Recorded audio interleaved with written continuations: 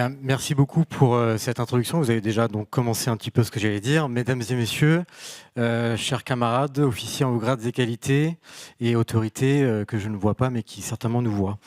Je me présente, je suis le chef d'escadron Martin Millet, je suis affecté à l'école de guerre actuellement et je suis chargé, j'ai l'honneur du coup de modérer cette table ronde autour du thème qui a été abordé, je vous en remercie encore. En effet, cette menace terroriste qui est de plus en plus, enfin qui est toujours aussi diffuse, de plus en plus hybride, difficile à anticiper et qui est toujours d'une actualité brûlante. Il y a une dizaine de jours, un projet d'attentat a été déjoué à Longnes dans le nord de la France, comme certains d'entre vous le savent, parce que je vois des têtes hochées. La menace donc terroriste est une menace actuelle, et sans raison de cette actualité, qu'il l'est de notre responsabilité, nous, les sachants, enfin surtout vous, les sachants, et vous, le public, de savoir où nous en sommes en termes d'état de la menace. Vous avez donc devant vous un panel de personnes qui vont nous permettre de comprendre, par une analyse stratégique, mais aussi la réponse opérationnelle à l'état de cette menace, à ma gauche, comment est-ce qu'aujourd'hui on traite encore la question du terrorisme islamiste sunnite. Et je vais commencer par me présenter moi un petit peu quand même. Donc moi, je le disais, je suis chef d'escadron Martin Millet. Pourquoi je suis là? Parce que j'ai une modeste expérience dans la lutte antiterroriste, puisque j'ai servi dans une unité de gendarmerie dont l'objectif était de déceler et d'interpeller des gendarmes qui adhéraient à des idéologies incompatibles avec leurs fonctions, notamment des idéologies radicales pouvant aller jusqu'au passage à l'acte violent. Et cette expérience modeste me fait apparaître devant vous avec beaucoup d'intérêt mais aussi d'humilité face à un panel d'intervenants qui eux sont très expérimentés. Et je vais commencer par vous introduire vous, monsieur Marc Ecker. Vous êtes donc directeur exécutif de l'Institut français des relations internationales. Vous êtes également rédacteur en chef politique stratégie au sein de cette institution. Vous êtes spécialisé dans les questions de terrorisme et de radicalisation. Et vous me disiez d'ailleurs tout à l'heure que vous étiez à l'origine, enfin vous avez assisté à la création de l'unité dans laquelle j'ai servi il y a maintenant 20 ans, c'est qui assoit évidemment votre expertise. Vous allez donc nous parler des 2 décennies du djihadisme et du contre-terrorisme, notamment de 2001 à 2021. Je vous remercie pour ça. Nous poursuivons avec Tore Hamming. Tore Hamming, vous êtes directeur du Risk Fund Analytics. Et vous avez conduit des travaux qui portent notamment sur la dynamique interne du djihadisme. Vous nous présenterez donc la physionomie actuelle de la menace en Europe. Je précise que Toré va nous parler dans la langue de Shakespeare. Il parle un anglais très pur, donc je ne doute pas que vous comprendrez les choses, si tant est que de toute façon vous aurez de la traduction, vous savez bien. Ensuite, nous basculerons avec Madame Laurence Bindner, qui est fondatrice du JOS Project et qui notamment est chargée de l'analyse médiatique et puis numérique des groupes extrémistes donc sur le net et notamment les stratégies de ces groupes terroristes. Vous analyserez donc l'état des lieux, vous nous ferez par contre un état des lieux de la propagande djihadiste en nous donnant des éléments clés de la diffusion et de la résilience de ces mouvements. Merci beaucoup d'être là.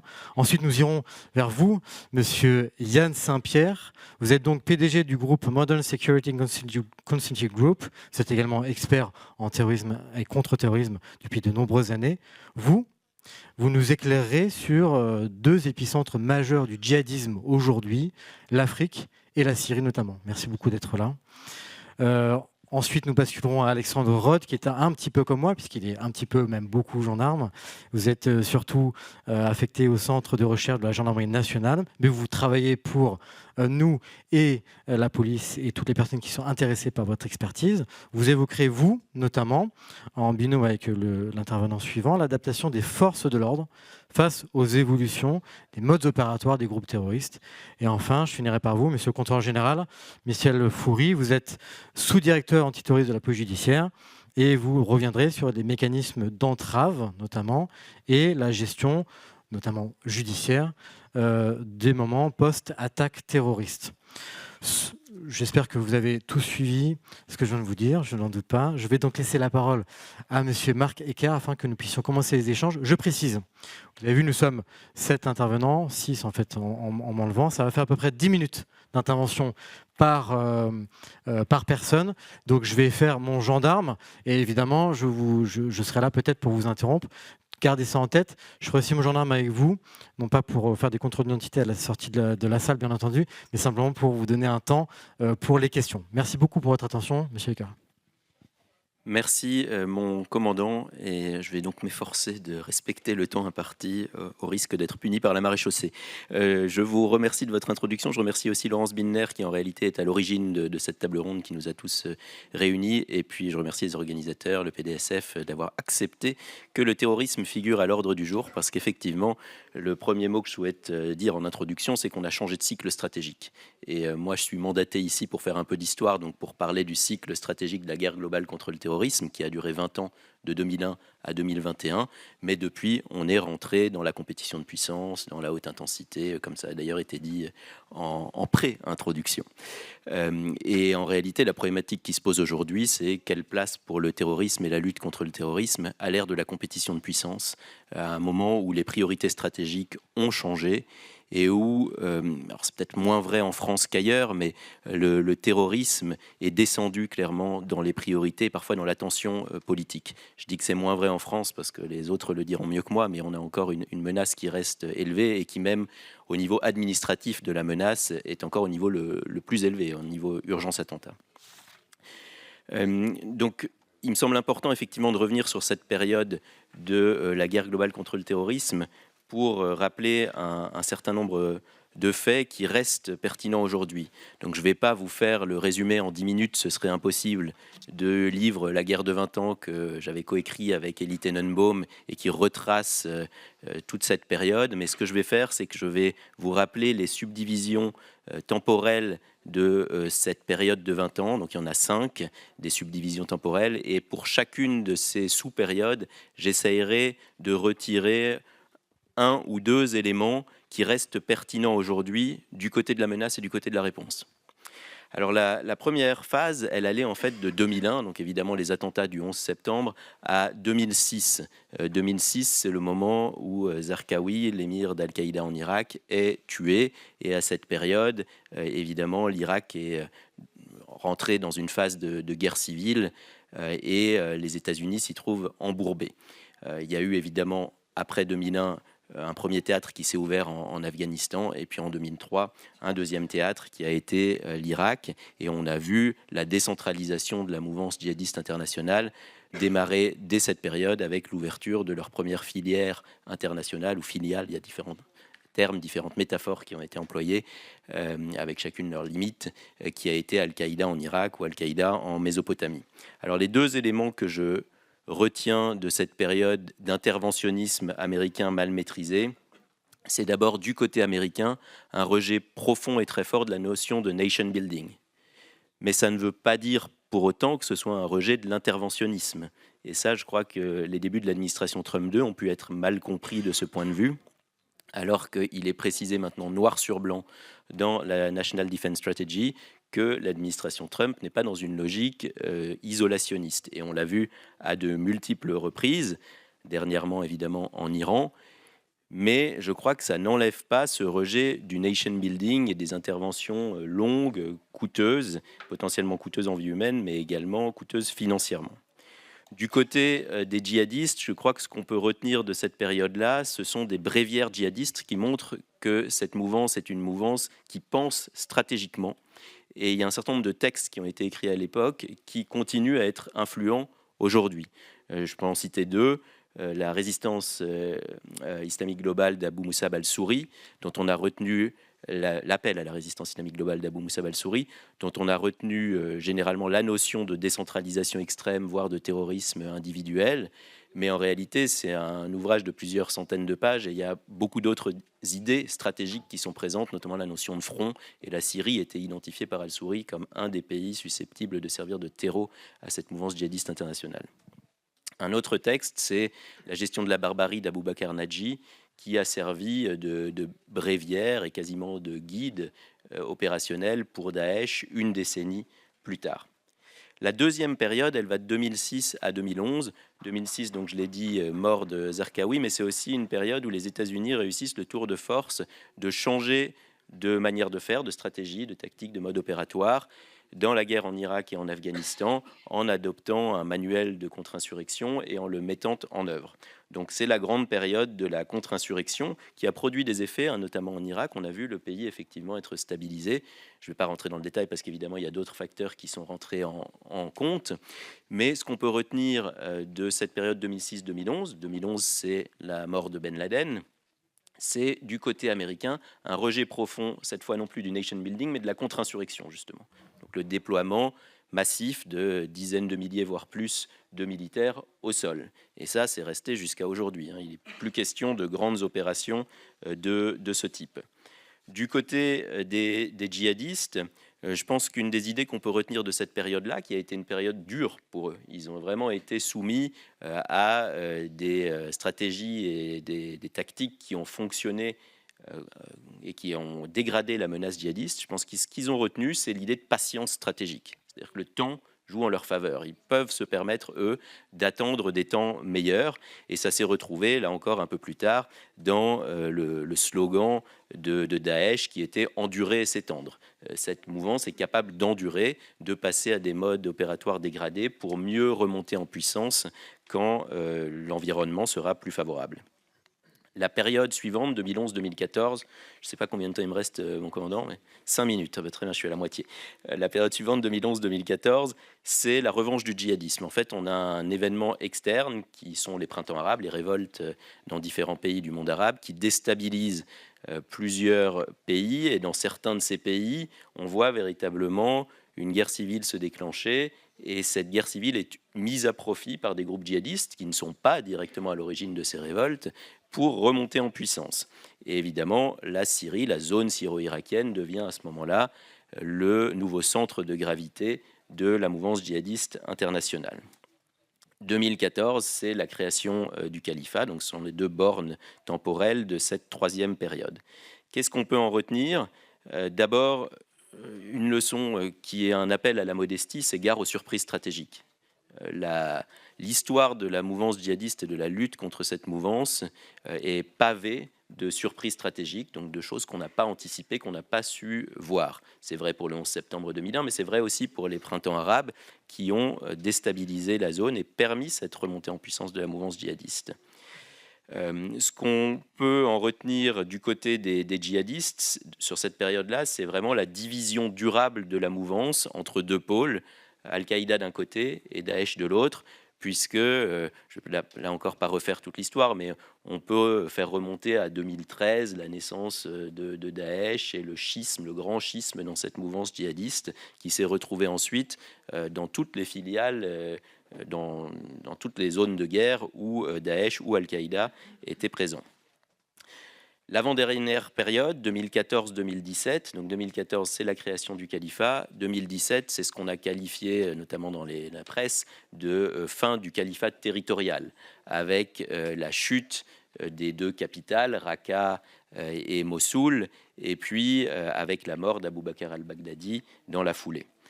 Alors, qu'est-ce qu'on peut retenir de cette période-là ? D'abord, que les États, notamment occidentaux, quand ils se mettent ensemble pour lutter contre une mouvance de ce type et qu'ils créent une coalition internationale, ça produit des effets. Et effectivement, cette mouvance était persuadée qu'elle pouvait faire face avec l'aide de Dieu et vaincre ses forces réunies, et elle n'a pas réussi.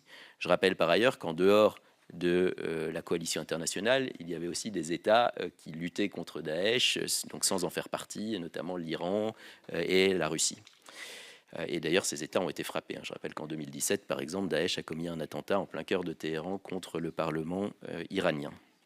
Du côté djihadiste, qu'est-ce qu'on peut retenir de cette période-là ?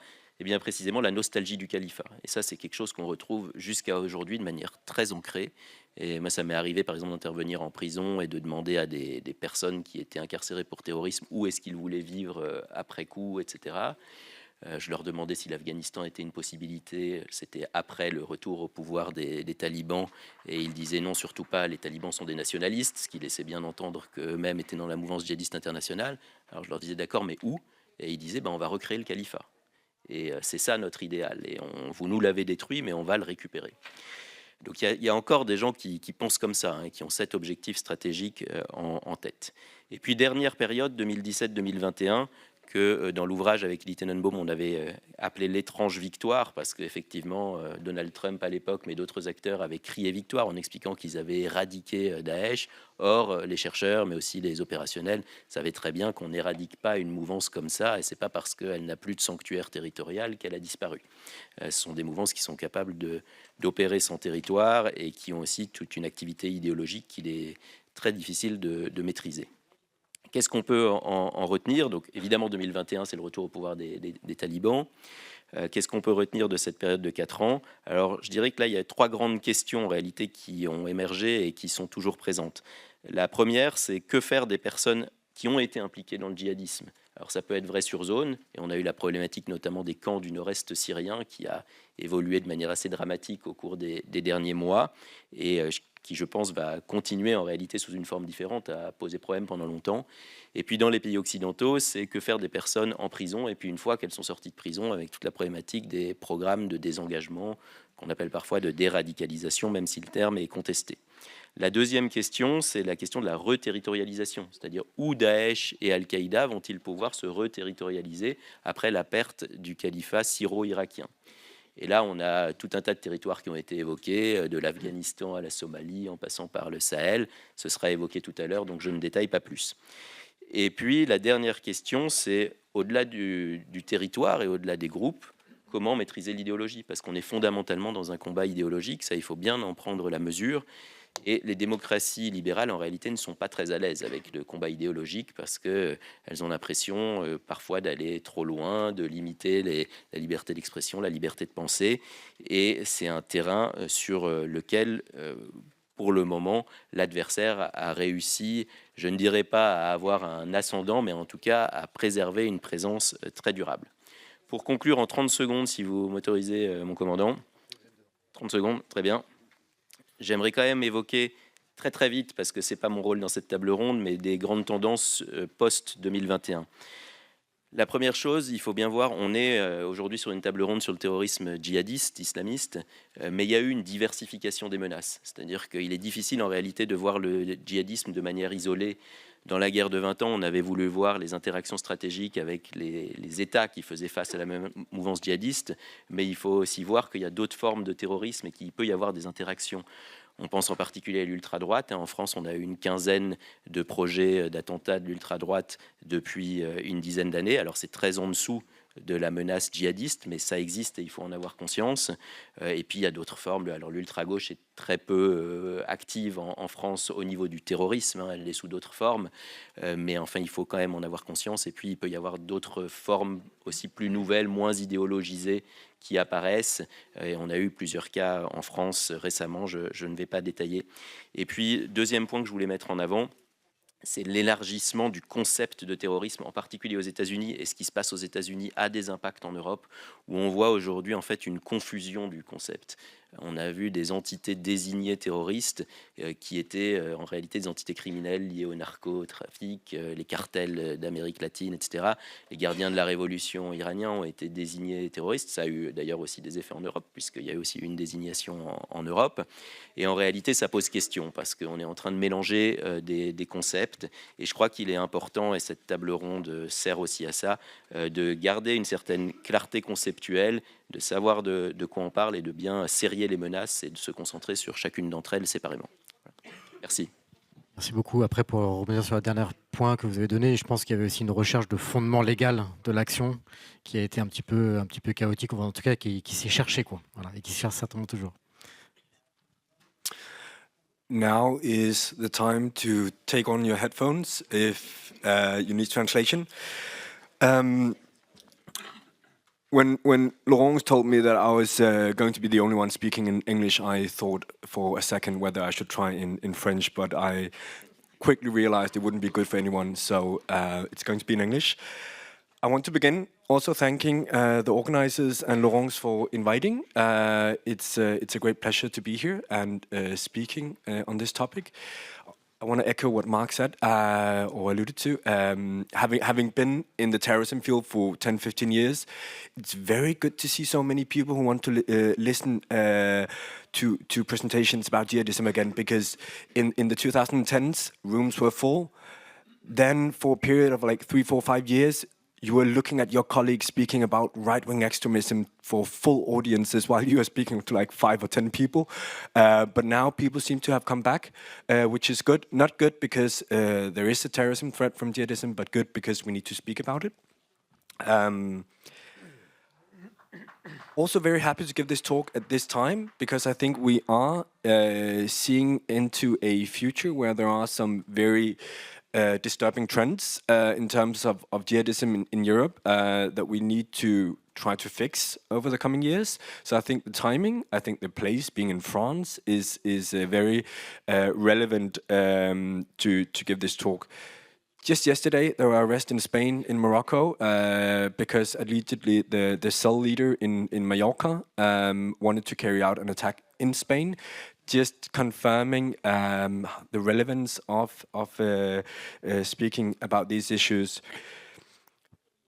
Basically, what we're doing at the organization I'm working for is tracking the jihadism threat in Europe and in the US. We're also doing this in terms of nihilistic violent extremism, but today we're going to speak about Sunni jihadism. I'm going to do 3 things in the last 9.5 minutes I have left. I'm going to first speak into the data, because I think we need a solid foundation to speak about these issues. Then I'm going to identify what I consider the most important trends at the moment, and finally I'm going to be a bit speculative, but give some qualified speculation about what is going to happen in the future. And I have slides.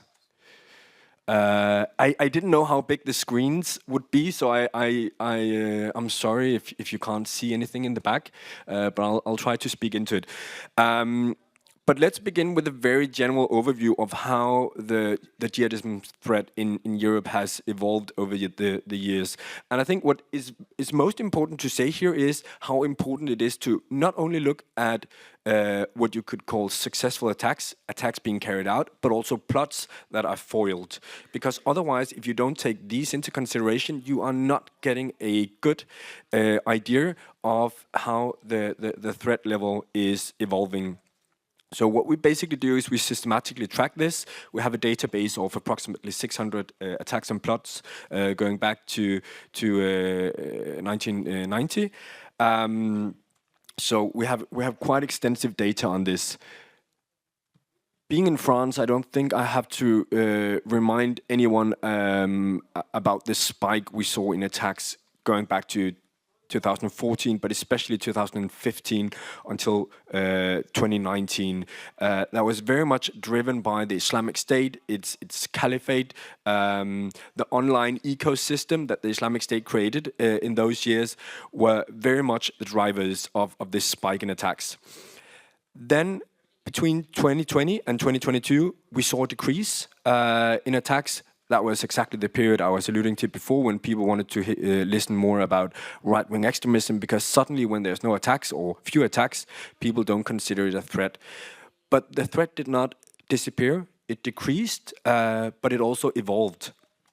And what we're seeing now in the last few years is actually a slow, but what I would call a substantial increase in the jihadism threat in Europe.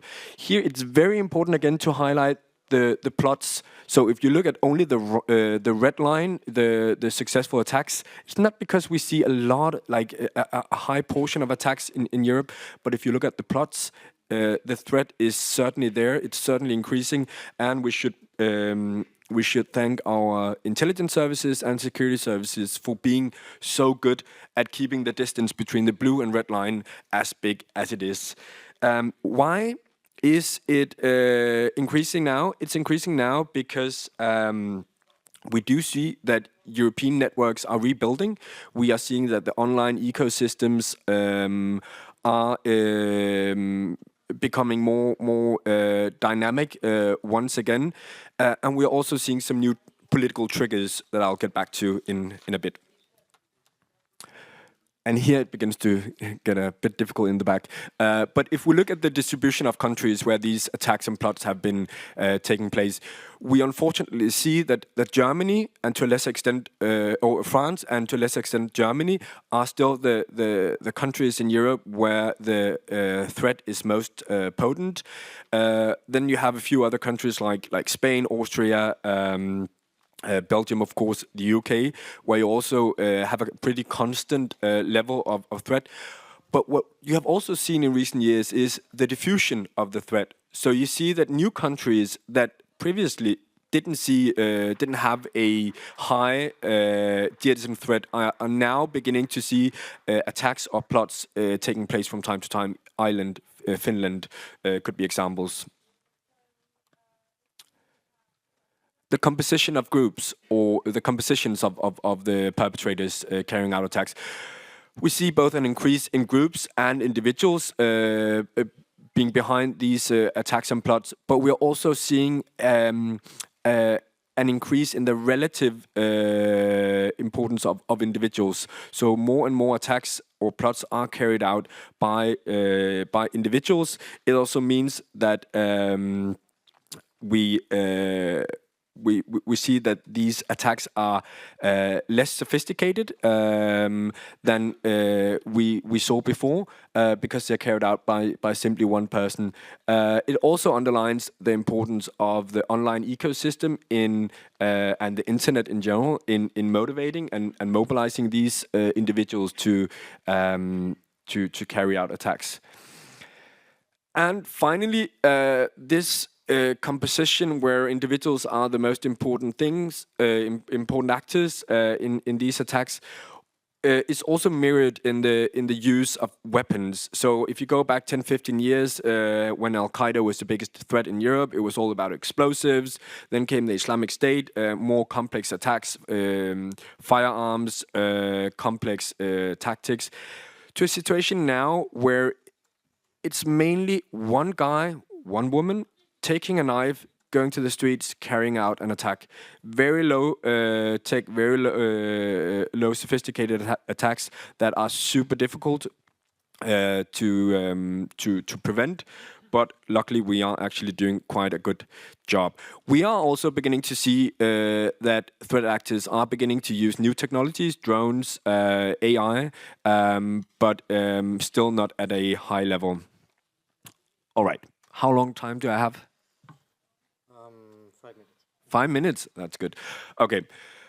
I want to highlight 6 key developments, and Mark already spoke a bit about the ideological fragmentation or diffusion that we are seeing. Going back 5-10 years, it was all about the Islamic State and Al-Qaeda. Basically, all attacks could be somehow affiliated to one of these groups. But now, groups don't matter as much any longer when we're talking about terrorism in Europe. We see a lot of attacks being carried out where there is a clear connection to jihadism, but not a clear connection to either the Islamic State or, for that matter, Al-Qaeda. We also see that other kinds of extremist ideologies like NVE or right-wing extremism is, of course, posing a threat. But even within the jihadi spectrum, we see an ideological diffusion. That also means that this concept that you have might heard about over the past 10 years, jihadi Salafism, is no longer as relevant in my view. It's not only jihadi Salafis who are carrying out these attacks. It is a much broader spectrum of threat actors, which again makes it more difficult for intel services, security services to actually know what groups should we be surveilling. That said, IS does remain dominant in terms of affiliation. Most attacks and plots are still somehow connected to the Islamic State. Al-Qaeda plays a very, very tiny role. Almost no attacks or plots can be connected to Al-Qaeda. So in terms of groups, it is the Islamic State who still manages to inspire people, mobilize people to do stuff. If you go back 10 years in Europe, basically all European countries had their physical extremist networks being active in Denmark, in where I'm from, in the UK, in Germany, in France. We all had physical extremist networks who were pretty explicit about where their sympathies were lying. We don't have that any longer due to CT pressure and due to the fact that many of them traveled to Syria and Iraq and died. So we are seeing a more loose network. We are seeing a more fragmented network that is much more online compared to before. We are seeing that they're slowly starting to rebuild a bit, and it will be interesting to see how that is going to impact recruitment and mobilization going forward. But we do see more loose networks.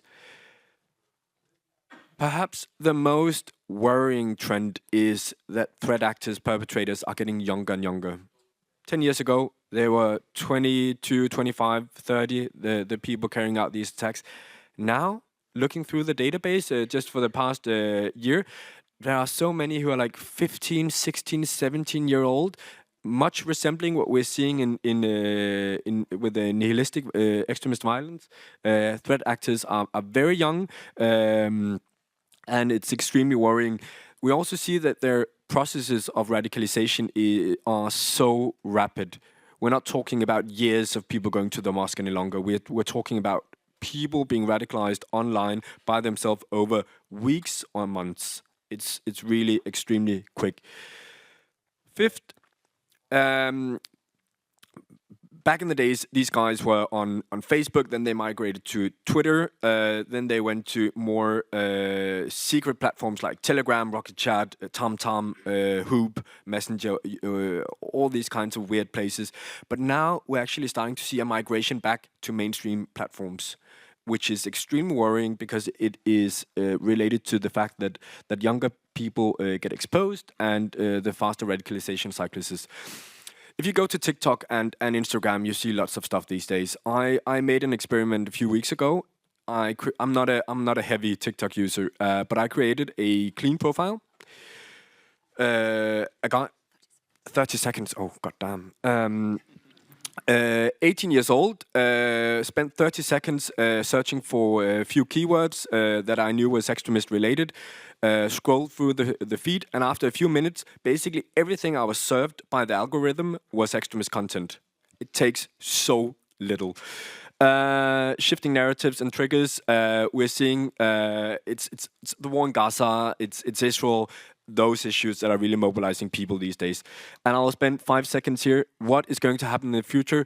It's not only going to be Sunni jihadism, we are going to see a rise in Shia jihadism, or at least Shia actors utilizing criminal networks to carry out attacks. We are seeing AI playing a role. They are not adapting as quickly to AI as we imagined. Now it's mainly propaganda. We are starting to see a few use cases for attack plotting and stuff like that, but they are slower than we expected. Gaming platforms is the new black. They are on Roblox, on Fortnite. So all you out there with kids, please make sure that their accounts are safe. And we see a normalization of political violence. Polarization in Europe is making violence a much more easy thing to use to realize your political objectives. Thanks. Sorry. Thank you very much. So the threat is increasing. It is spreading out. And the individual that carry out those attacks are younger. And they use more and more technology to carry out their attacks very well. Laurence. Thank you. Merci, merci commandant. Merci à tous d'être là si nombreux. Merci à Academ, à IHEDN pour votre confiance. Jihadoscope est partenaire officiel cette année du PDSF. Alors donc je vais effectivement moi développer sur la dimension numérique de cette menace, et on constatera de très nombreuses résonances avec la présentation de Thoré. Alors les groupes djihadistes, et en particulier l'État islamique, ont toujours considéré le champ numérique comme un champ de confrontation, à la fois au niveau de la bataille des idées, mais également au niveau plus opérationnel, pour recruter, pour lever des fonds, pour diffuser des tutoriels, etc. Et en fait, ce qui va changer aujourd'hui, c'est que, en plus d'être un espace de diffusion et un outil, le champ numérique, c'est devenu le principal territoire de radicalisation, et en particulier pour les jeunes. Et alors donc pour éclairer la place croissante de cette radicalisation numérique, je vais mettre en lumière 5 leviers du phénomène. C'est pas du tout exhaustif, mais ça permet d'avoir un bon début d'idée, avec quelques illustrations pour que ce soit très concret. Pour que ce soit très concret, ce sont des visuels qui ont été identifiés par l'équipe Djihadoscope lors de notre veille, dont une est actuellement dans la salle, et donc je tenais à l'en créditer pour cela. Alors, le premier levier, c'est que malgré la modération des plateformes, en réalité, la propagande continue de circuler sur les grands réseaux sociaux, notamment parce que l'État islamique y mène une véritable stratégie de guerre asymétrique. Alors, il y a des militaires dans la salle, hein, j'utilise volontairement le terme de guerre asymétrique parce que l'État islamique déploie une panoplie, une palette de tactiques de guérilla appliquées au numérique, appliquées au compte, appliquées au contenu. Je pense à la fugacité, à la furtivité, au camouflage. On voit un exemple ici, par exemple, de comptes qui a l'air totalement anodin, qui publie des photos de paysages, mais qui, en fait, ces photos camouflent des vidéos de l'État islamique. On retrouve également cette logique de guerre asymétrique de manière plus globale dans l'architecture média qui a été mise en place par l'État islamique. Alors très schématiquement, c'est une architecture en cercle concentrique avec au centre du réacteur quelques médias officiels autour duquel vont graviter une nébuleuse de médias qu'on pourrait appeler des médias proxy qui ont plusieurs fonctions. Une fonction d'amplifier cette propagande. Ce sont des médias qui vont traduire, qui vont diffuser davantage, qui vont reformater les contenus, qui vont même produire leur propre contenu, et une fonction de brouiller les lignes. Parce que parmi ces médias proxy, de très nombreux sont des médias éphémères qui apparaissent, qui disparaissent, et qui sont donc très difficiles à qualifier par les équipes de modération des plateformes, donc avec toujours une difficulté pour attribuer la paternité idéologique de certains contenus, avec l'idée du déni plausible derrière. Et si on veut filer la métaphore jusqu'au bout, je dirais que cette galaxie de médias proxy constitue une sorte de glacis protecteur pour les narratifs de l'État islamique. Le deuxième levier que je voulais mentionner, c'est qu'en parallèle de cette lutte proactive, les contenus vont s'adapter et vont prendre des formes qui leur permettent de survivre en ligne. En réalité, ils vont s'adapter de manière organique, dans une sorte de logique de survie darwinienne. Alors ici, vous voyez une image de propagande classique de l'État islamique qui est sortie il y a quelques semaines, un éditorial de sa lettre hebdomadaire qui sort tous les jeudis. Mais en réalité, en parallèle de cette propagande classique, les contenus vont évoluer. Et ce qui se passe, c'est que les sympathisants vont aller piocher dans un réservoir considérable d'archives qui ont été accumulées depuis plus de 10 ans sur Internet. Ils vont prendre ces contenus, ils vont les reformater, ils vont les transformer, ils vont les découper, de sorte à les rendre instagrammables et tiktokables. On voit ici, par exemple, une vidéo, j'ai coupé le son, une vidéo qui est la transformation en animé d'une vidéo de l'État islamique où on voit des coptes chrétiens se faire exécuter sur une plage à Sirte en Libye. Voilà, donc typiquement ce type de vidéos qui sont remises au goût du jour, qui ne sont pas labellisées État islamique, on ne voit pas de logo, mais néanmoins ça véhicule l'imaginaire du groupe et toute une série de codes iconographiques du groupe. On voit également apparaître des contenus hybrides qui vont mêler des références à l'État islamique et des codes de la pop culture actuelle. Donc à droite, vous voyez Navid Akram, qui est le terroriste de Bondi Beach de Sydney en décembre dernier. Le moins 16 derrière, c'est le nombre de personnes qu'il a tuées. Et en fait, on le voit ici faire une danse TikTok. Voilà, donc on a énormément de ce type de contenus qui vont circuler, qui passent complètement sous les radars de la modération, mais dont les sympathisants sont très friands. On note ici au passage l'utilisation de l'IA, qui est régulièrement utilisée, mais quand même avec circonspection dans la sphère djihadiste. On pourra y revenir plus tard. Voilà, donc une adaptation des contenus au mode de consommation des jeunes et aussi une adaptation pour leur survie. C'est-à-dire que ce sont des contenus, comme ils ne sont pas labellisés, ils peuvent survivre plus longtemps sur les plateformes. Le troisième levier que je voulais souligner, c'est la diversification des parcours de radicalisation numérique. On a des espaces numériques qui sont en réalité des nouvelles portes d'entrée vers la radicalisation. Toré parlait de TikTok, j'en mentionnerai 3. Donc Toré parlait de TikTok, effectivement, TikTok, je vais passer rapidement dessus parce qu'il y a vraiment beaucoup d'articles qui sortent régulièrement là-dessus. On a un algorithme qui est extrêmement puissant, qui va orienter extrêmement rapidement vers des sphères très radicales et qui va maintenir cet enfermement de manière vraiment très puissante et inédite, avec des contenus très courts, très accrocheurs, qu'on peut consommer de manière très compulsive par les jeunes et donc qui contribuent à exposer cet imaginaire djihadiste, voire à canaliser vers des écosystèmes plus radicaux où vous avez une propagande qui circule de manière plus intègre et plus développée.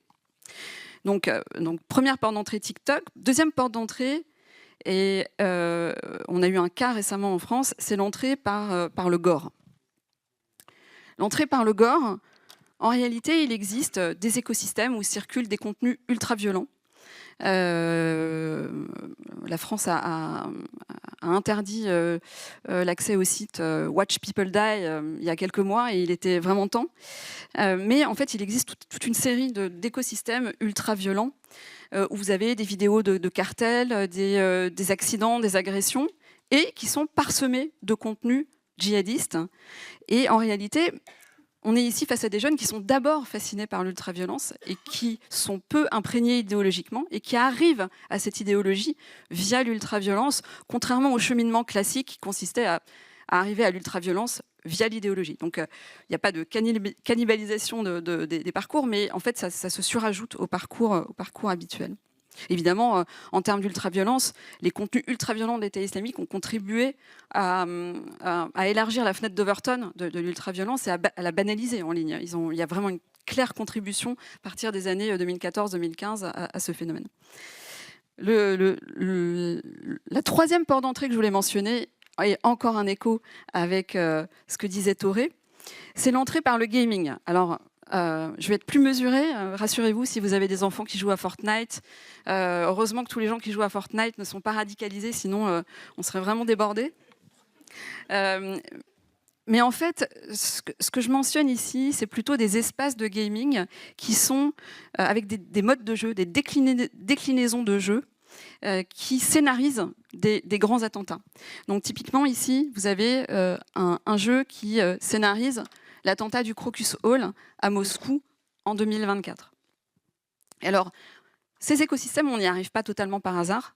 Ce n'est pas des liens qu'on va obtenir facilement. Il faut déjà, de manière générale, être dans des écosystèmes radicalisés pour pénétrer dans ces univers de gaming. Néanmoins, ils sont très problématiques parce qu'ils familiarisent avec les codes, l'imaginaire, l'iconographie djihadiste. Ils permettent aux jeunes de se mettre dans la peau d'un terroriste et d'expérimenter cette personnalité-là. Je dis terroriste parce qu'en fait, ce type de jeu est également très très fréquent dans la sphère d'ultra-droite avec l'attentat de Brenton Tarrant contre 2 mosquées il y a quelques années qui est extrêmement repris dans ces déclinaisons de jeu. Et ces espaces de gaming constituent également des espaces de socialisation avec des jeunes qui vont pouvoir échanger entre eux, entre radicalisés, autour d'une activité partagée, une activité commune qui est le jeu. Ce qui m'amène au quatrième levier que je voulais mettre en avant, qui est la socialisation radicale, qui est en fait un moteur de rétention dans ces écosystèmes. Donc on est face à des jeunes qui sont souvent désocialisés, qui sont souvent déscolarisés. Et ce que leur offrent ces espaces numériques, c'est de recréer du lien social autour de références partagées, autour d'un sentiment d'appartenance au groupe. Et ça peut se manifester à plusieurs niveaux. Ça peut se manifester, par exemple, au niveau des représentations de soi, avec des thématiques qui vont revenir comme des leitmotivs. Ici, voilà, j'ai choisi de mettre en exergue la thématique de la solitude, de l'isolement, de la marginalité, avec la recréation paradoxale d'un lien autour de la marginalisation. Cette socialisation radicale, elle peut également avoir lieu autour de publications partagées, d'éléments sémiotiques, d'images qui ne sont reconnues que par un petit groupe d'initiés. Par exemple, cette photo de profil, qui pour vous sera totalement anodine, en réalité ne passera pas du tout inaperçue pour les sympathisants de l'État islamique, car c'est un plan très connu de la vidéo dont je parlais tout à l'heure, des Coptes qui sont assassinés à Sirte, en Libye. Et donc, voilà, ce sont des références communes, comprises par le groupe, par les initiés, qui vont renforcer ce sentiment d'appartenance au groupe, indétectable pour les modérateurs, mais très détectable pour les initiés. Et je finis sur le 5e et dernier levier, qui sont les éléments exogènes au numérique, qui ont renforcé cette menace numérique ces dernières années. J'en citerai 2. Très brièvement, le Covid et les confinements, avec beaucoup plus de temps passé en ligne. Donc on a vu un phénomène de fréquentation de ces écosystèmes radicaux accru pendant et juste après le Covid. Et le deuxième élément que je souhaitais mettre en exergue, c'est le conflit Israël-Hamas, qui est donc évoqué par Thoré, qui est, comme tout le monde sait, très chargé sur le plan identitaire, sur le plan émotionnel, en particulier pour les jeunes, et qui a créé en réalité un environnement numérique très particulier, avec des engagements massifs, bien plus massifs que ce qu'on a pu voir au moment de la guerre Russie-Ukraine en ligne, pile à un moment où Twitter avait affaibli sa modération. Alors, je devrais dire anéanti sa modération. Et donc, ce qu'on a vu, c'est une flambée de contenu haineux, complètement désinhibé, complètement décomplexé, une flambée de désinformation avec des images générées par IA qui vont surajouter à la dimension émotionnelle, la charge émotionnelle du conflit. Et ce qu'on a vu également, ça c'est assez inédit, c'est vraiment une étanchéité assez remarquable entre les deux camps de ce conflit. C'est-à-dire que le camp pro-palestinien ne voit pas ce que voit la sphère pro-israélienne et vice-versa. Et donc, évidemment, avec un phénomène de polarisation qui renforce la potentialité de radicalisation avec une empathie à sens unique et quelque part une sorte d'hémiplégie compassionnelle qui va alimenter cette radicalisation. Avec en plus des comptes très influents qui tentent d'établir en permanence un parallèle entre les souffrances qui sont endurées par les Palestiniens et les discriminations ressenties par les musulmans en Occident, qui, évidemment, vont nourrir le sentiment d'injustice de ces jeunes, la dimension très personnelle du conflit. Et donc, évidemment, là-dessus, les organisations djihadistes n'ont eu aucun mal à se greffer avec, là j'en ai mis que 2, mais il y a eu une flambée de publications, notamment dans la sphère d'Al-Qaïda, mais enfin dans les deux sphères, en greffant quelque part leur propagande sur ces griefs. Et comme le disait tout à l'heure Thoré, c'est en réalité l'État islamique qui a réussi à capter dans son giron le haut du spectre lié à ces griefs, parce que justement il reste la marque dominante dans la radicalité djihadiste et également comme posture anti-occidentale. Voilà, je m'arrêterai là et je serai heureuse de répondre à vos questions plus tard.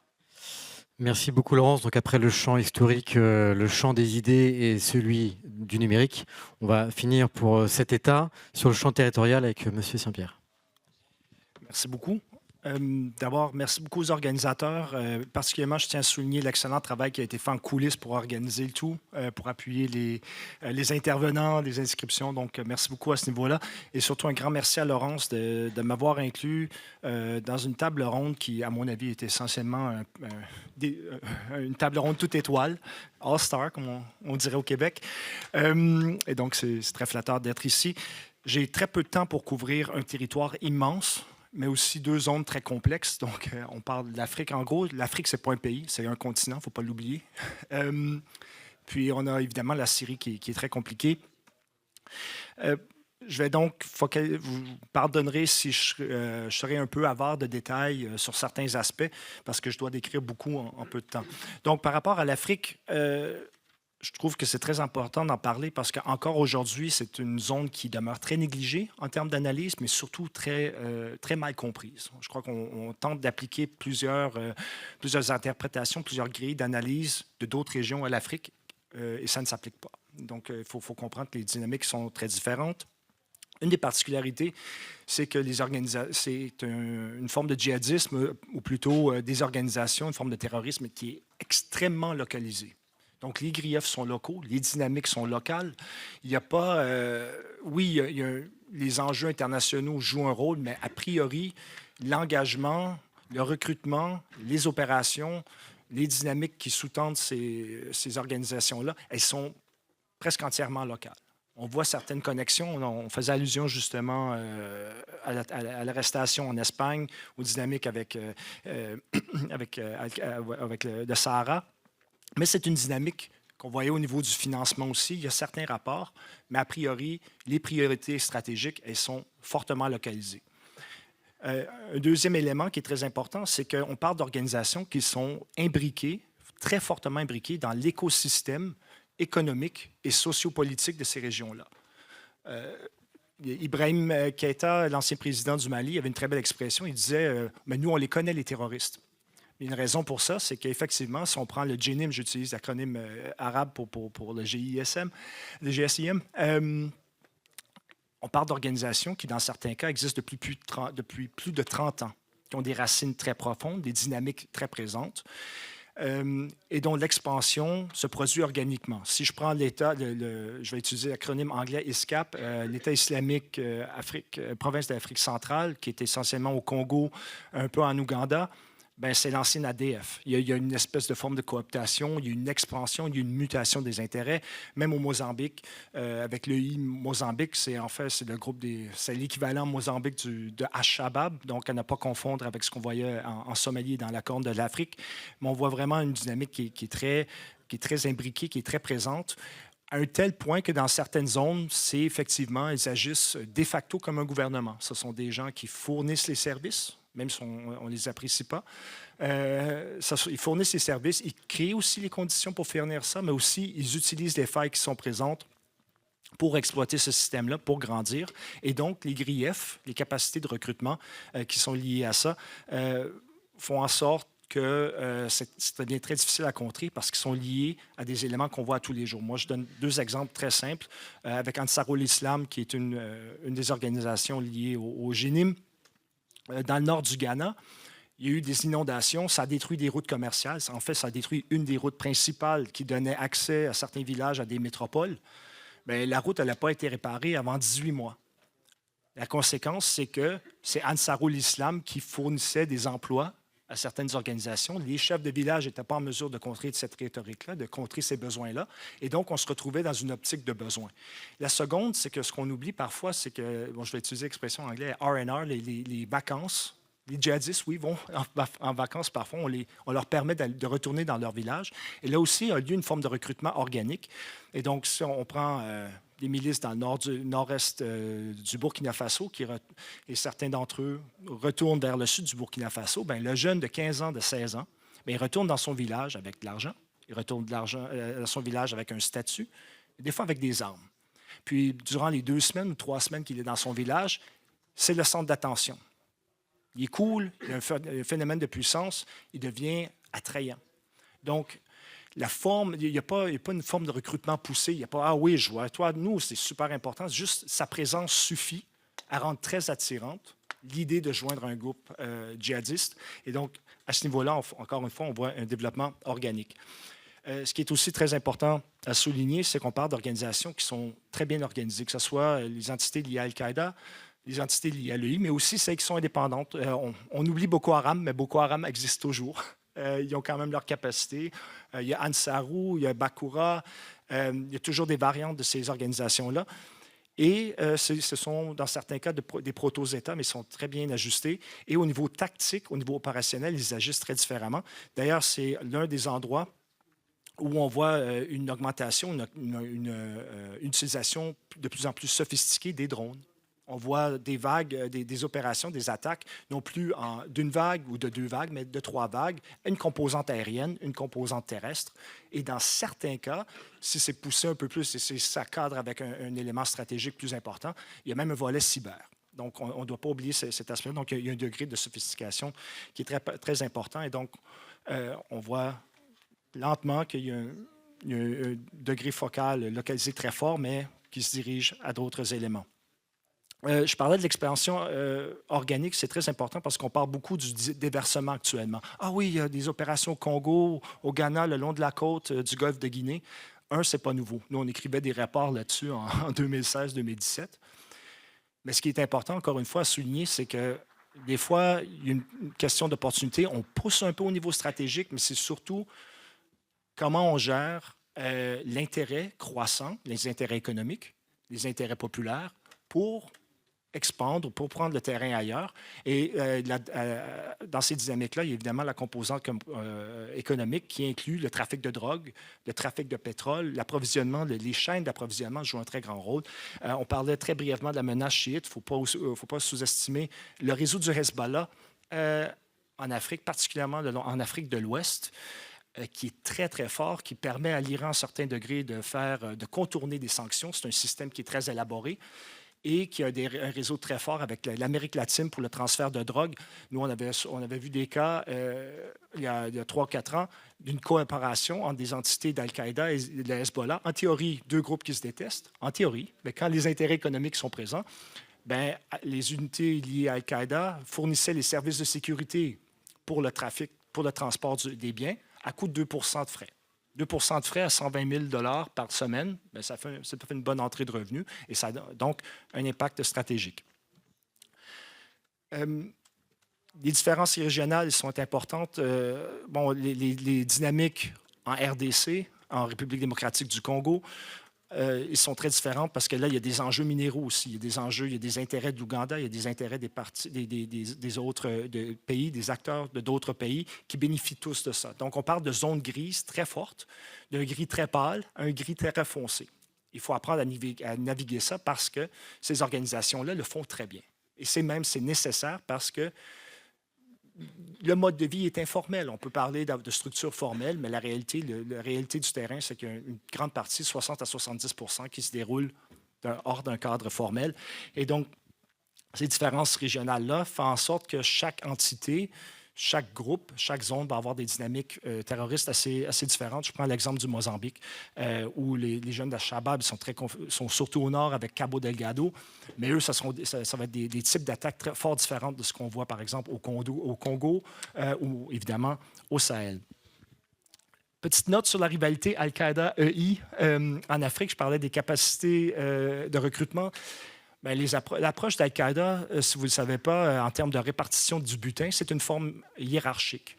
Donc, les officiers, du soldat du combattant aux officiers, le partage du butin va être de plus en plus grand en fonction du statut de la personne.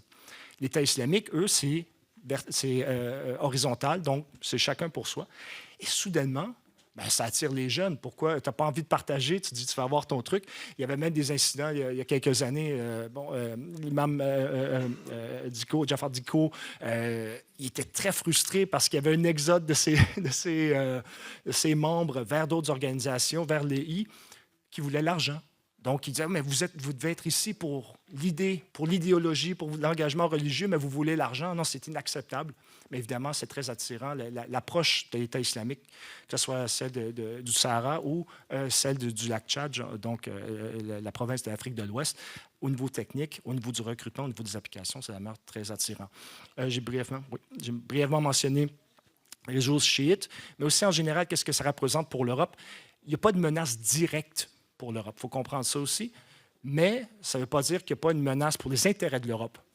Et donc, à ce niveau-là, on voit que ce soit Total, Eni au Mozambique, les intérêts miniers, les intérêts commerciaux des pays européens, c'est assez compliqué. Donc, la menace, elle est directe en Afrique, elle est indirecte en Europe, on l'a vu encore. Je dois passer très brièvement, je crois que j'ai 2 minutes ou à peine, pour parler de la Syrie.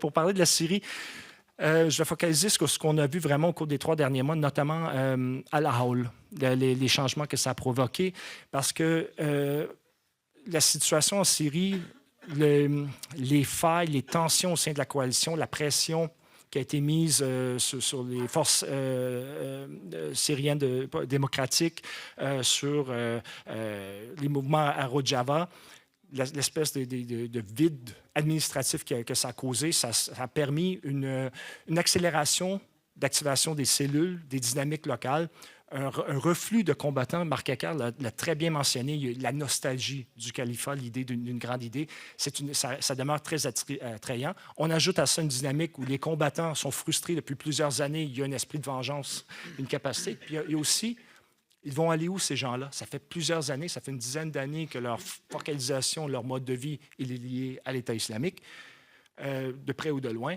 Donc, les opportunités de carrière, ils sont limitées. Et ça, c'est la réalité. Et dans ce contexte-là, on se retrouve avec une dynamique qui grandit rapidement, qui est beaucoup plus problématique. Et donc, mais il faut le souligner, ce n'est pas la même sophistication qu'avant. Et donc, ça demeure problématique. Dernier mot. Les facteurs d'amplification pour la Syrie, évidemment, la guerre, le développement en Iran, mais aussi au Liban.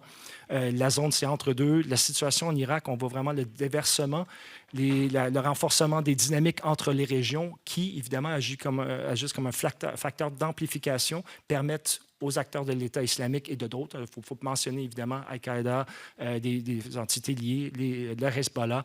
Et donc, on voit aussi une capacité de recrutement accru et donc potentiellement à très court terme, mais aussi à long terme, d'un plus grand danger émanant de la région. Merci beaucoup. Merci, M. Saint-Pierre. Donc, nous quittons la sphère de l'analyse de la menace sur tous les champs qu'on vient d'évoquer pour aller vers celle de la réponse opérationnelle. Alexandre. Bonjour à tous. Bon, tout d'abord, évidemment, je voulais remercier les organisateurs et Laurence notamment d'avoir monté un panel qui était si intéressant et de l'avoir organisé de façon aussi bien conçue. Moi, je pense que c'est important de le signaler. On passe du stratégique à tactique et à l'opérationnel, ce qu'on va essayer d'expliquer brièvement. C'est aussi intéressant de pouvoir mêler ces visions-là de la chose. Qu'est-ce que je vais essayer de traiter dans les 10 minutes qui me sont imparties? J'ai la chance de parler un peu vite, donc ça ira un peu plus. J'ai un peu plus de temps que les autres. 2 choses. La première, la question de la réponse opérationnelle, et notamment son évolution en France face à l'attentat terroriste. On repartira en 2015 et on reviendra ensuite vers nos jours et les questions qui se posent. Et enfin, l'évolution des modes d'action terroristes, des questions qui se posent, du format de la menace et de l'adaptation qu'on peut avoir, nous, en tant que force de sécurité intérieure, à ce sujet-là. Je pense que tout d'abord, pour bien comprendre ces problématiques-là, il faut remonter à 2015. Alors, vous vous rappelez tous l'attaque du 13 novembre. Je l'ai résumé brièvement, parce qu'encore une fois, pour certains d'entre nous sont plus jeunes ou sont nos camarades étrangers, donc il faut le faire.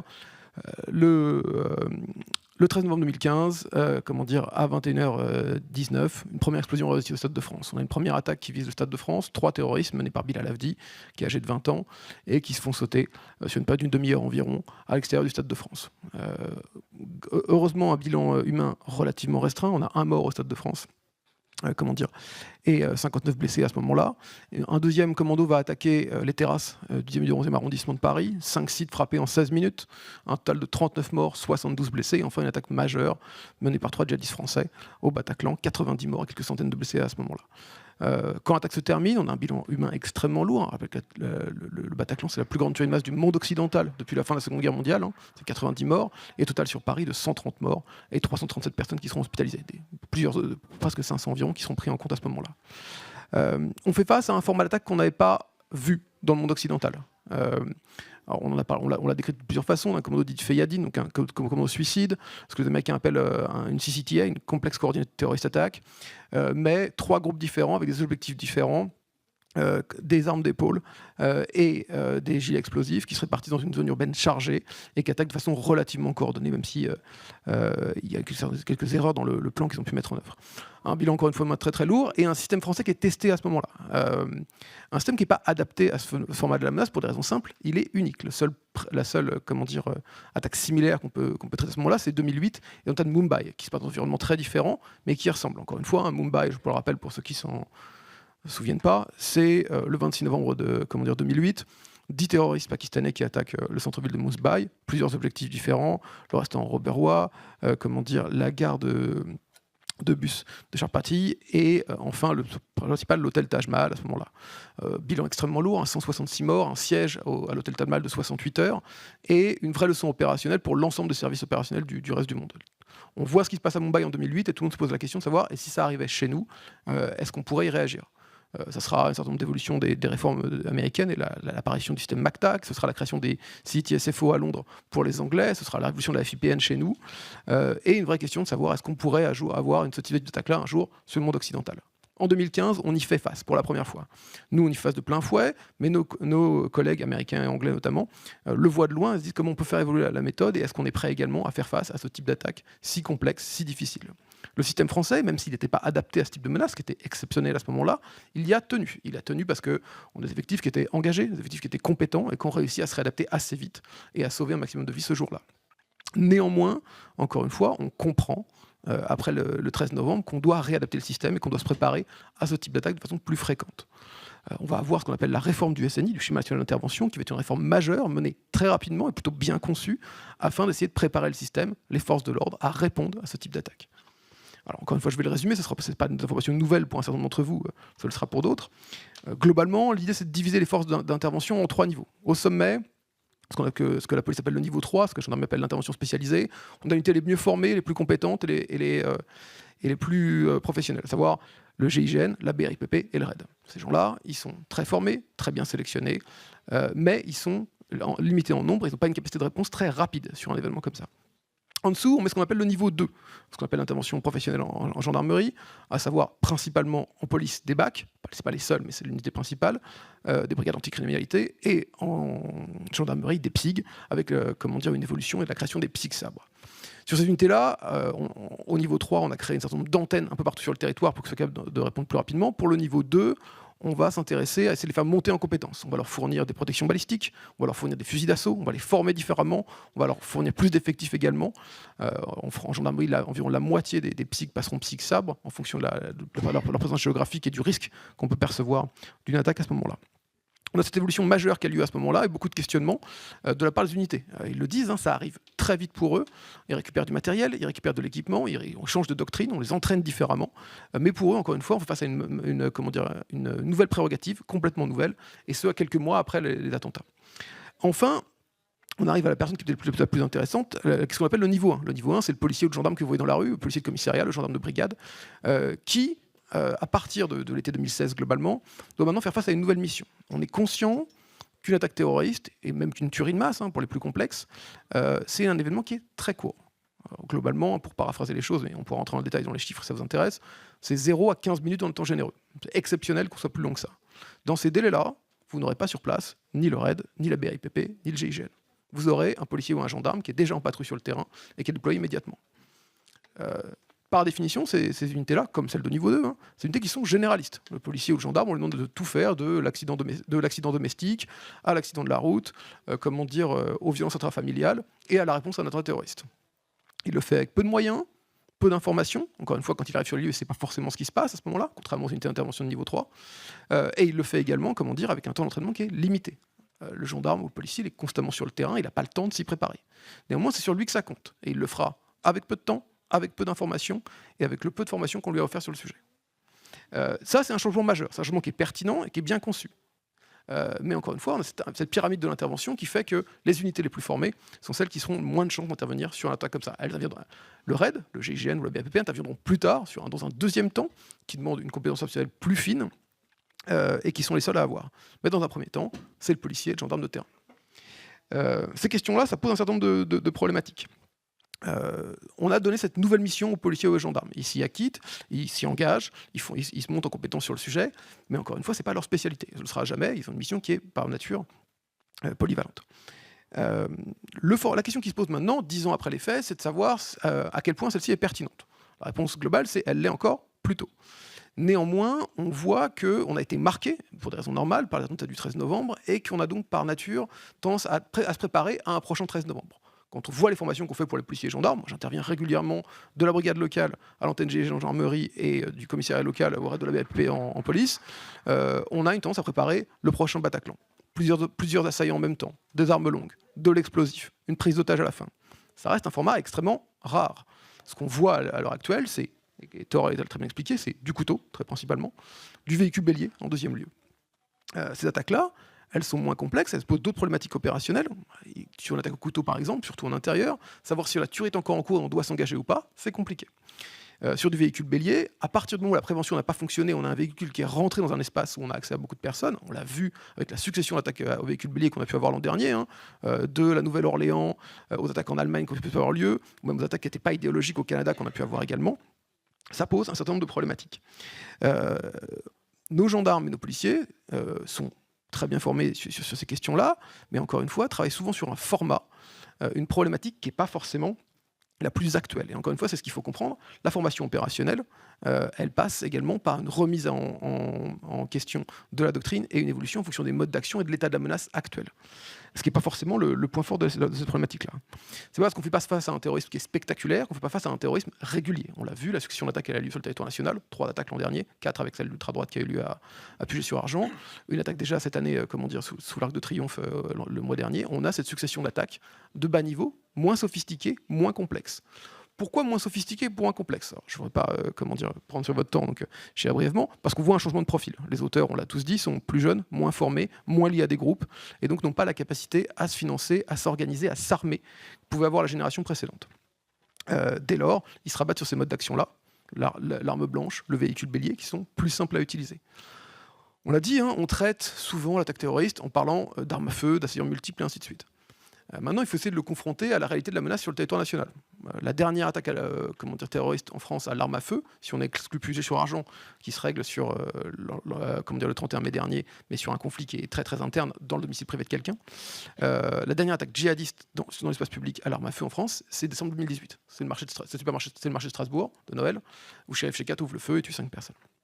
La dernière attaque avec assaillants multiples en France, si je ne me trompe pas, c'est mars 2019 et la prison de Cournay-sur-Sarthe. Donc encore une fois, on se prépare à un scénario qui n'est pas forcément le plus fréquent. Il est important de le connaître, il est important de le maîtriser, parce que c'est le plus compliqué, ce n'est pas des choses qui sont complètement disparues, mais ce n'est pas le plus fréquent. Dès lors, encore une fois, il est important d'adapter ça et de réfléchir également à quel est le futur de la menace, ce à quoi nos policiers ou nos gendarmes pourront faire face sur le terrain rapidement et avec peu d'informations.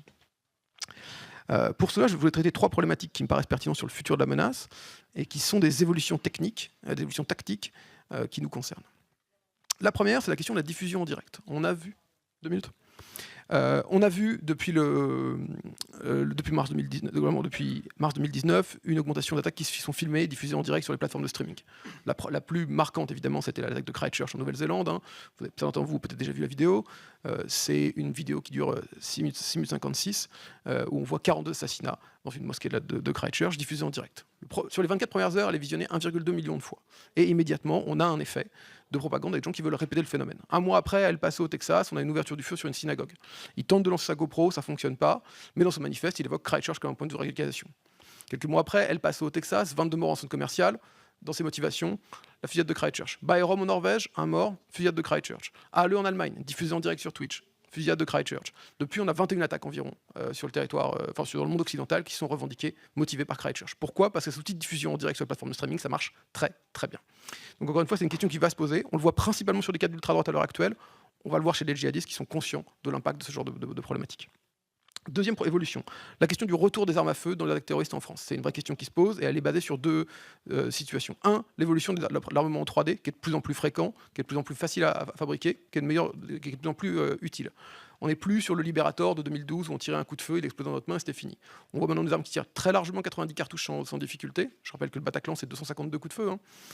On voit des armes qui sont plus faciles à obtenir, plus faciles à fabriquer et qui se déflument dans des certain nombre de groupes terroristes. Principalement, encore une fois, l'ultra-droite. D'un seul attentat terroriste à l'arme à feu en 3D en France, c'est Halle en Allemagne en 2019, mais on va le voir également sur ces choses-là. Et l'autre problématique, c'est l'armement qui sort du conflit russo-ukrainien. Pour l'instant, on n'en voit pas beaucoup. Les Ukrainiens ont été assez prudents sur la maîtrise du trafic d'armes, mais on en voit un certain nombre. On a vu l'attaque de Bruxelles en octobre 2023, où on a un djihadiste qui utilise une arme qui est sortie d'Ukraine pour tuer 2 supporters suédois lors du match Suède-Belgique. Ces armes-là, elles vont sortir, c'est certain. Sous quelle vitesse, on ne le sait pas. À la fin du conflit ou pendant, c'est une difficulté. Qu'est-ce qui va sortir également? Est-ce que ce sera des munitions? Est-ce que ce sera des fusils d'assaut? Est-ce que ce sera plus inquiétant, des mines ou des grenades? C'est aussi une question qui va se poser. Et on le voit apparaître malheureusement, principalement pour le crime organisé, mais ça va, encore une fois, c'est des milieux poreux et ça finira dans les mains de djihadistes. La dernière, et je vais être rapidement, c'est la question des drones. Tout le monde se pose la question. Dès qu'on fait une conférence sur le sujet, pour les Américains, les Anglais, les Allemands, tout le monde se dit quel va être le premier attentat au drone dans le monde occidental, surtout en Europe de l'Ouest. Jusque-là, on ne voyait pas grand-chose, on a vu beaucoup plus en Afrique ou en Syrie, mais l'an dernier, on a une première arrestation en Seine-et-Marne d'un individu qui avait un drone et qui prévoyait une attaque à ce moment-là, suivi de l'interpellation d'un individu qui livrait par drone à Abdel Fad un couteau et un iPhone à la prison de Beauvais, suivi de l'interpellation à Anvers de 3 djihadistes qui avaient un drone, un dispositif explosif et un système de largage à proximité de la maison du Premier ministre belge. Et enfin, le cas de Longness le mois dernier, avec encore une fois un drone à proximité d'une prison, le potentiel de livrer au moins une arme ou de l'explosif sur un site qui est comme ça. Encore une fois, c'est une vraie inquiétude qui va se poser rapidement. Merci beaucoup Alexandre pour le traitement de cette anticipation de la menace, la formation. On va passer désormais avec Monsieur le Contrôleur Général sur le traitement, une fois que malheureusement les faits ont eu lieu. Bonjour à toutes et à tous. Alors moi aussi je parle très vite, donc je peux aussi tricher. C'est une punition parce qu'en fait on nous donne un sujet extrêmement riche. Alors d'abord je vous remercie de nous inviter parce que je parlerai en dernier. Il y a une logique, j'ai suivi avec beaucoup d'intérêt ce qui a été dit. En fait on glisse doucement vers la répression. Or la répression c'est mon métier. J'aime ça et c'est ce que je vais essayer de partager ça avec vous pour vous montrer à quel point ça a un intérêt de ce qui a été dit sur l'histoire, la géographie politique, un peu de sociologie. Mais en réalité, tout ce qui a été évoqué, j'aurais aimé dans un format différent pouvoir intervenir parce que j'aurais pu nourrir d'exemples concrets ce qui a été dit avec beaucoup de justesse. Moi, quelque chose qui m'agace actuellement, c'est que chaque fois que je croise un commissaire de police, un copain qui travaille sur la criminalité organisée, il me dit « Ah, c'est génial, la criminalité organisée, c'est prioritaire. » Alors, c'est effectivement génial, c'est une priorité absolue de l'État. Simplement, il faut garder, diraient nos amis militaires et gendarmes, une veille opérationnelle sur la lutte antiterroriste. Et c'est plus que ça. C'est plus que ça parce que vous allez voir à quel point, et ça a été dit en filigrane du propos de tous, qu'en fait, on a en face de nous des ennemis, des adversaires, qui font évoluer en permanence leurs méthodes, en étudiant notamment nos méthodes à nous. Voilà. Donc c'est la théorie entre le blindage et l'obus, tout le monde évolue toujours par rapport à l'autre. Et vous allez voir à quel point, pourquoi ça m'agace, parce qu'en fait, il se passe énormément de choses dans le domaine de la lutte antiterroriste. Quelques camarades qui sont là le savent. En fait, on est un peu dans le rouge, on travaille énormément à détecter, à entraver, voire à réprimer efficacement sur une menace d'une moindre ampleur, effectivement, qui est une menace, en fait, on a glissé d'un terrorisme projeté à un terrorisme inspiré, dirait la DGSI, mais c'est tout à fait une formule tout à fait heureuse, de dire, voilà, on est aujourd'hui sur une forme de terrorisme low cost, bas de niveau, avec un trouble d'ordre public moindre, mais enfin quand même, des morts à la clé, parfois, et un terrorisme difficile à détecter. Et en fait, c'est tout le sujet de la police judiciaire, puisque moi j'ai la chance de travailler dans cette belle direction de la police judiciaire, c'est qu'en fait, la police judiciaire a glissé doucement d'un service de post-attaque, mais je vais vous en parler quand même, ça reste quand même notre priorité absolue. On traite un attentat, comme l'a dit Alexandre, après la commission de l'attentat, comment on peut être rapide, efficace et aller le plus vite possible, mais aussi dans l'évaluation des profils à risque, et ça c'est plus intéressant parce qu'en fait, on décloisonne entre le renseignement et le judiciaire, on travaille en amont. Ça avait été voulu et formalisé en 2017, mais ça avait déjà été envisagé. C'est une réflexion post-2015. Voilà, on va éviter comment faire pour empêcher 100, 120, 130 morts, comme ça a été dit, depuis la Seconde Guerre mondiale. On n'avait jamais connu ça sur le territoire. Comment pouvoir être efficace pour éviter que ça se reproduise. Voilà. Et c'est toute la logique, et c'est tout mon propos, ça va être autour de, voilà, la police judiciaire, c'est un outil d'entrave, de détection, et c'est un outil répressif post-attaque. Alors, C'est une matière complexe. Alors moi, j'adore cette matière, le terrorisme, parce que c'est très attachant. Il y a de la géopolitique derrière. C'est pas qu'une logique d'enquête. C'est tout ce pourquoi quelqu'un va commettre une action qui n'a, pour quelqu'un de normalement constitué, aucun intérêt. Et pourtant, il y croit vraiment. Donc c'est tout ça qui je trouve très intéressant. Mais c'est une matière qui est complexe. Pourquoi ? Parce qu'elle crée de la fébrilité. D'abord, on y est rarement confronté, hein, heureusement. Donc en fait, le policier, le gendarme qui au quotidien travaille sur une matière et s'y prépare en matière terreau, il ne peut pas. Toute la question de la formation, je compense par de la formation, hein, comment je me prépare par l'exercice pratique pour éviter cette fébrilité. C'est aussi une matière qui déclenche une fébrilité très forte des autorités politiques, administratives, judiciaires. Et pour éviter donc cette forme de sidération, l'enquêteur, lui, il doit répéter, il doit driller, diraient les militaires, ils savent exactement de quoi il doit. Je répète un geste. Pour le jour où je suis confronté dans la réalité à ce geste, je vais aller plus vite que tous ceux qui sont sidérés autour de moi. Alors, c'est une matière qui est aussi contrariante parce que le temps n'est pas notre allié. Dans une affaire criminelle classique, vous avez du temps. Là, vous n'en avez pas. Pourquoi ? Parce que il y a deux choses. Il y a la prise en compte des victimes, une obsession des victimes dans le premier temps dans l'attentat. C'est-à-dire que combien de victimes, leur identité, leur état de santé. Alors, ça vous paraît très simple. En fait, c'est extrêmement complexe à traiter. Alors, il y a des outils pour le faire, il y a des formations, etc. Bon, première chose. Deuxièmement, et plus important, le risque de réitération. L'été dernier, au moment des JO, dans la période des JO, on a déploré un attentat à la synagogue de la Grande Motte, où un individu armé d'une hache et d'une arme de poing qui rentre, heureusement une demi-heure plus tôt avant la première cérémonie, et qui met le feu et qui prend la fuite. Bon, je peux vous dire, c'était 18h30 avant son arrestation, parce que je pense que j'ai pas eu moins de 3 minutes entre deux appels, entre le matin et la nuit suivante où on a interpellé l'auteur. Pourquoi ? Parce que imaginez bien ce que ça représentait. Il y a ici des gendarmes, peut-être des policiers. On avait sorti des casernes de gendarmerie et des commissariats, les policiers et les gendarmes, pour les mettre dans les synagogues en attente de l'arrestation. Ils pouvaient rentrer dans n'importe quelle synagogue. Vous voyez ?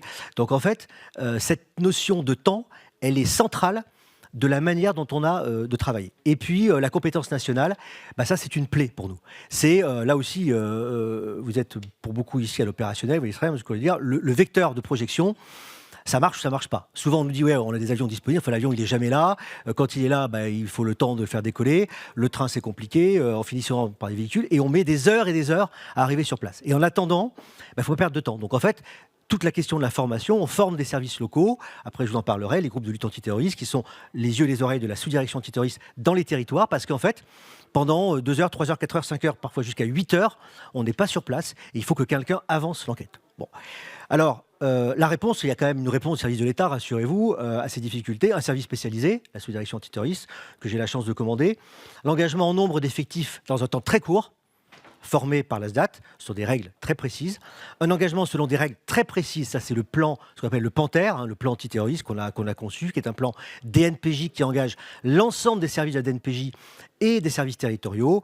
Et puis un programme de formation, évidemment, dispensé aux services. Alors, très rapidement, l'organisation de la SDAT, le contentieux, parce que c'est intéressant, ça a été déjà dit, mais je reprendrai dans le détail par rapport à l'expérience qu'on a, nous, à travers nos enquêtes. C'est quoi le profil aujourd'hui d'un djihadiste ? C'est intéressant de vous le dire. Et puis je terminerai sur, si j'ai le temps, mais je pense que je n'aurai pas le temps, sur le plan PANTER, quelques idées forces du plan PANTER. Alors, l'organisation de la SDAT, un service, alors je pense que j'ai des petits slides à passer. Alors, généralement, je ne les passe pas, mais là, je vais essayer de le faire. Toc. Alors, toc, toc, toc. Attendez, on me décomptera le temps où je parle pas. Je sais pas. Bon, écoutez, ah si, ça y est. Alors, je l'ai. Éventuellement, oui, sur les missions. Alors, la SDAT, donc, une organisation, un service de gestion de crise. Alors, service de gestion de crise, c'est pareil. Je parle à d'Émilie, notamment.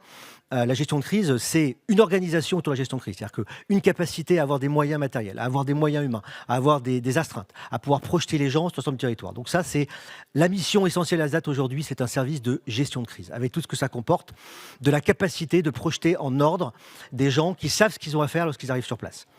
Mais c'est aussi un service de traitement des dossiers dans la durée. On a jugé, ou on va juger la rue Copernic et la rue des Rosiers. C'est des années 80. Ça fait d'ailleurs écho à la menace d'État, sur lequel peut-être j'aurai l'occasion de revenir. Je fais une petite parenthèse parce que je ne la traiterai pas, cette menace d'État, parce qu'on s'interroge à travers la montée en puissance des dossiers d'ingérence depuis quelques années. On ne traitait pas d'ingérence.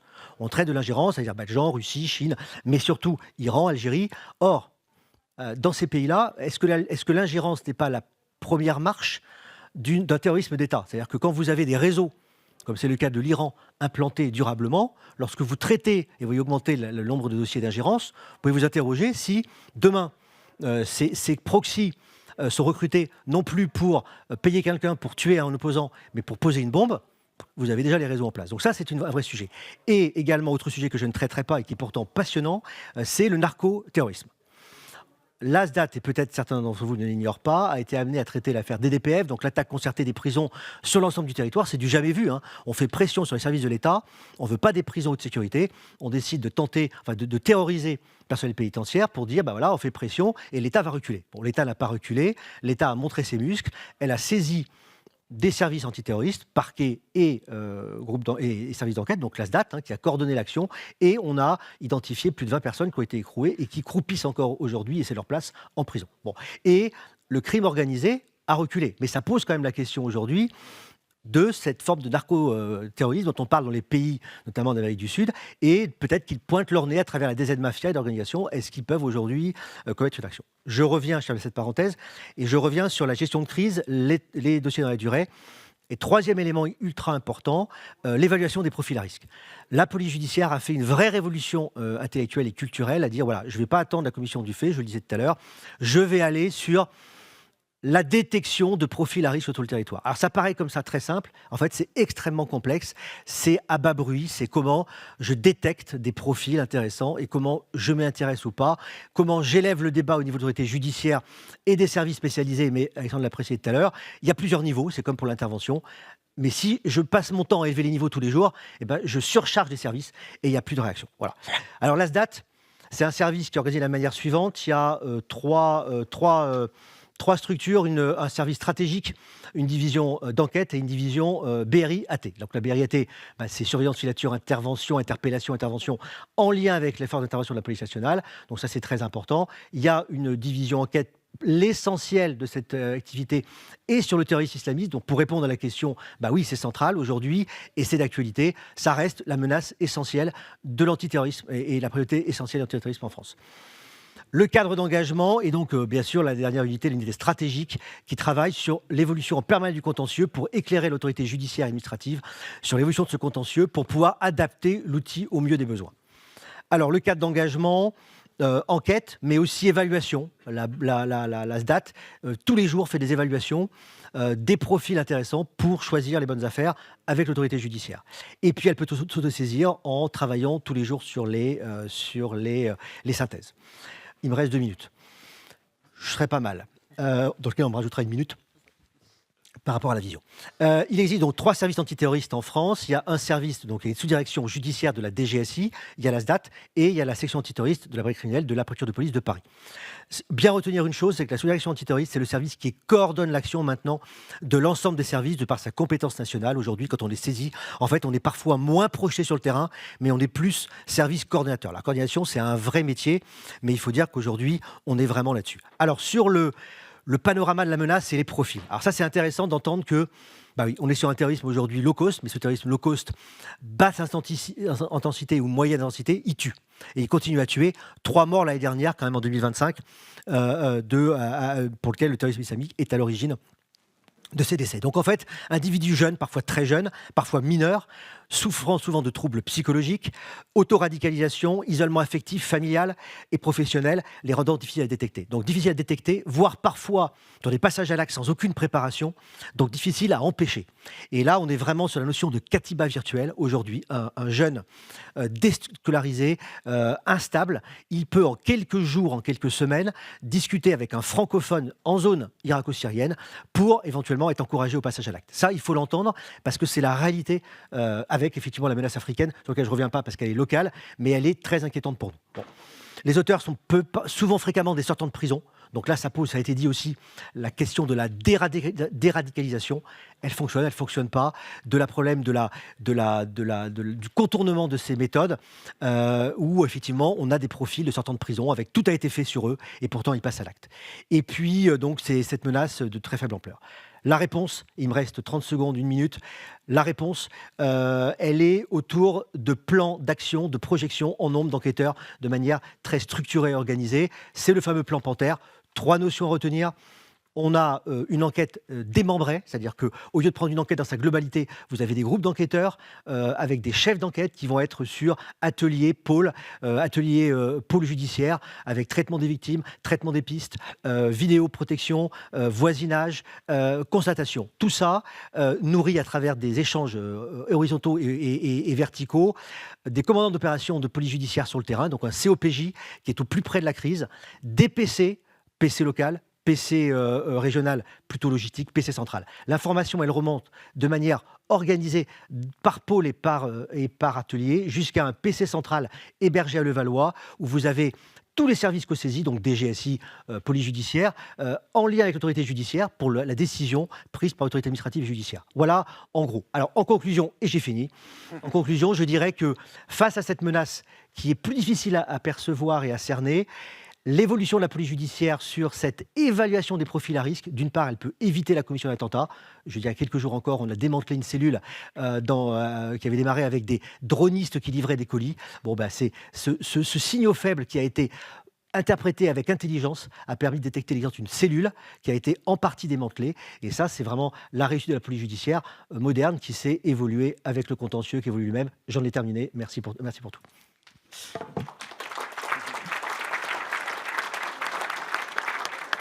Alors, monsieur le contrôleur général, vous n'avez pas eu moins de temps que les autres, je saurais en attester sans problème. En tout cas, merci beaucoup, puisque je pense que tous les intervenants ici, on peut déjà beaucoup les remercier pour l'expertise qu'ils nous ont apportée, en les applaudissant bien sûr.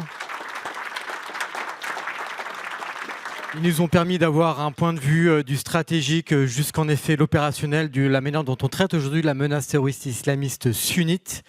Ils m'ont très certainement détesté, vous vous souviendrez en mal de moi, vous aussi malheureusement, puisqu'on ne va pas pouvoir faire de questions.